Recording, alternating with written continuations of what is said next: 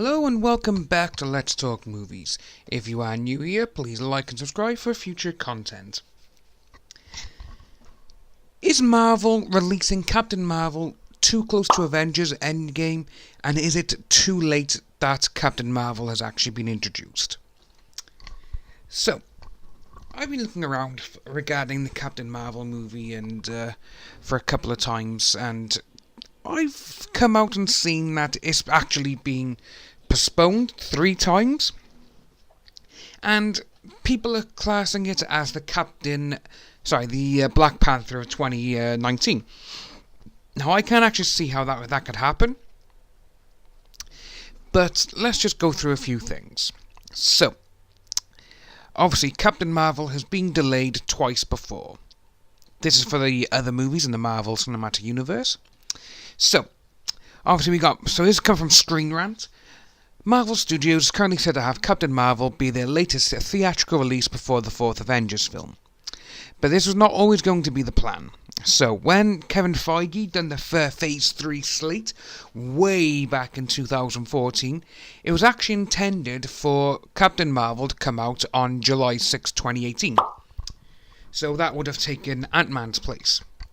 So, and obviously it would have been just under a year before Avengers Endgame came out, which, to be honest with you, may have been a better result. However, I personally think Captain Marvel should have come out about maybe 6, maybe 7 films ago.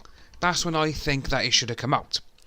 Again, maybe with a different actress as well, because obviously at this moment in time, all we are having is, well, obviously, we got her identity politics. That's all that is currently going on.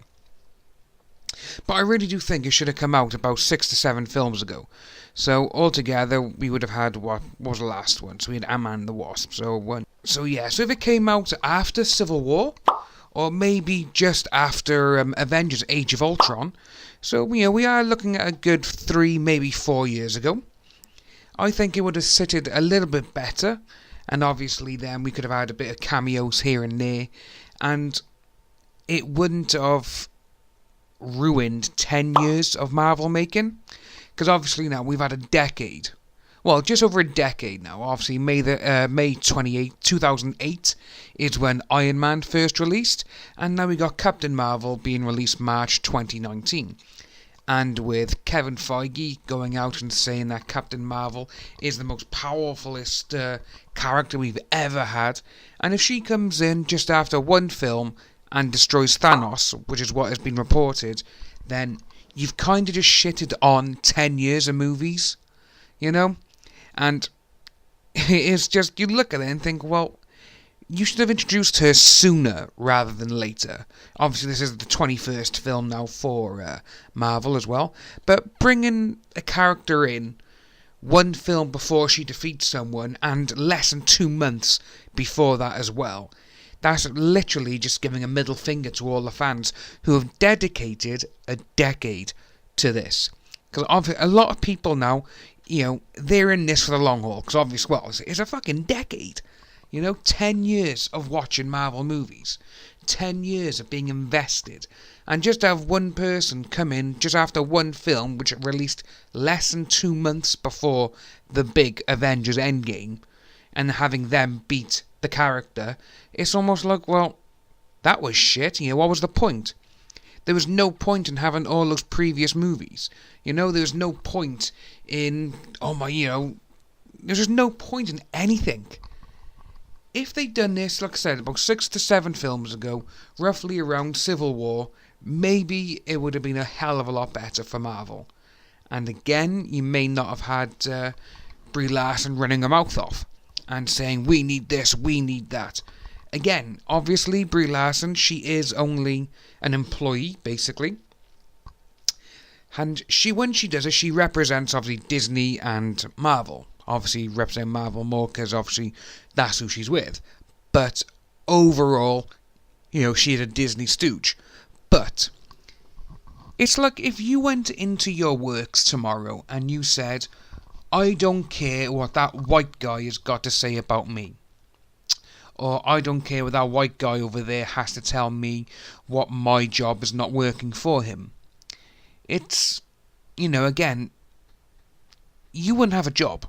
You would literally be taken into HR, and you'd be right, like, all right, we don't condone this sort of thing, blah blah blah. You're gone.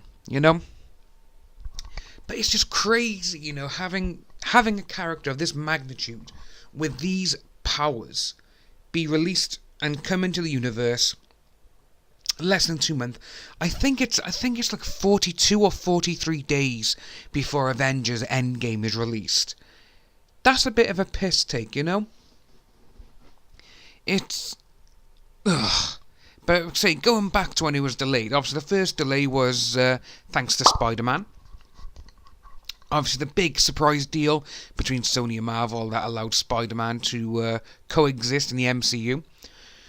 Obviously, Captain America Civil War and his solo movie, Homecoming, received prime placement in July 2017.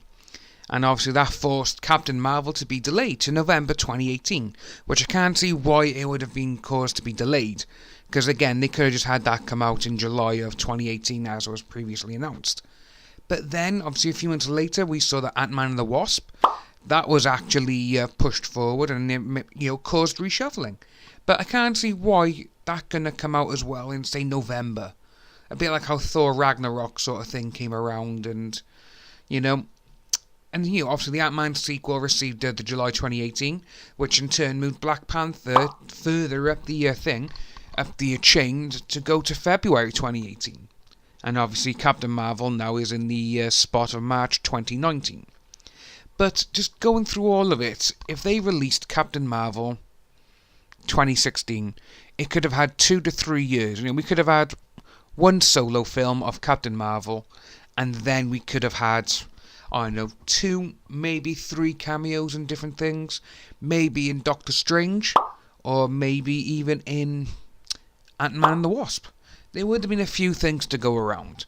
But obviously just having someone come in 42 days before the release of probably the most biggest Marvel movie to date, Endgame, and just have someone look, oh yeah, I can beat him, look, boom, I've done it, thank you. We don't need that, it would ruin decade of bloody work, Larson was confirmed in the role at San Diego Comic-Con 2016. So 2016 is when Brie Larson actually got chosen. And just having a quick look here, so obviously it was a year after she won the Academy Award for Best Actress for The Room, so obviously they thought straight away, oh, we need her. However, there are plenty more people they could have chose. My opinion, I think they should have chose Katee Sackhoff, because Katee Sackhoff, man, she was the perfect person to be Captain Marvel. She would have been incredible because she's a great actress as well. She has the look down, and she's pretty badass anyway. Just look at all the roles she's been in, man. She would have been perfect for the role. But no, they gave it to Brie Larson. And obviously Brie Larson now has come out and, the rest is history, as they say, basically. Just look at what she's done so far. Everything is over and done with, and, So please, if you are new, please like and subscribe, hit that notification bell for future updates, and we'll see you soon.